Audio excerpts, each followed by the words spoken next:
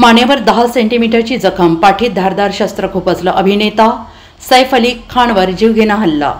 बॉलिवूड अभिनेता सैफ अली खानवर चाकू हल्ला झाल्यानंतर त्याला रुग्णालयात दाखल करण्यात आलेला आहे। सैफ अली खानला चाकू हल्ल्यात गंभीर जखमा झाल्याची माहिती आहे। घरात घुसलेल्या अज्ञात हल्लेखोराने सैफवर जीवघेणा हल्ला केलाय, त्यामुळे तो जखमी झाल्याने त्याला लीलावती रुग्णालयात दाखल करण्यात आलं आहे।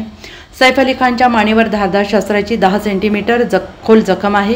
याशिवाय हातावर जखम आहे। त्याच्या पाठीत काही धारदार वस्तू घुसवण्यात आली होती, जी बुधवारी रात्री शस्त्रक्रिया करून काढण्यात आली। मिळालेल्या प्राथमिक माहितीनुसार चाकू हल्ल्यात सैफ अली खानच्या मानेजवळ 10 सेंटीमीटरची मोठी जखम झाल्याची माहिती आहे। याशिवाय त्याच्या हातावर, पाठीवर अनेक वार करण्यात आले आहेत।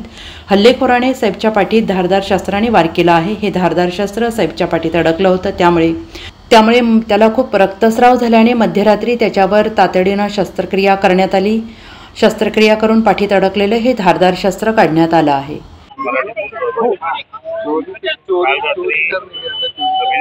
सैफ अली खान यांच्या घरी जी घटना घडलेली आहे त्या अनुषंगाने एक आरोपी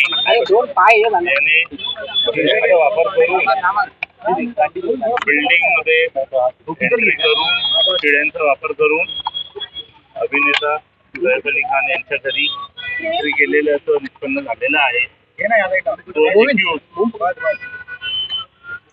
ते डिटेल्स आम्हाला प्राप्त झालेले आहेत। त्या आरोपीला अटक करण्यासाठी रहाट सेक्शनची टीम विविध ठिकाणी काम करत आहे।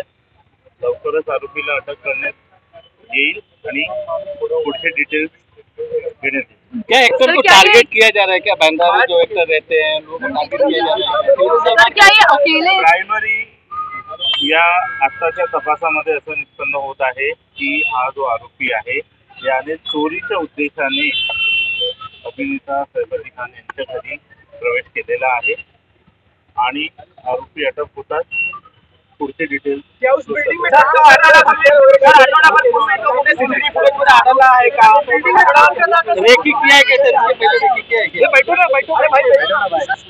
सध्याच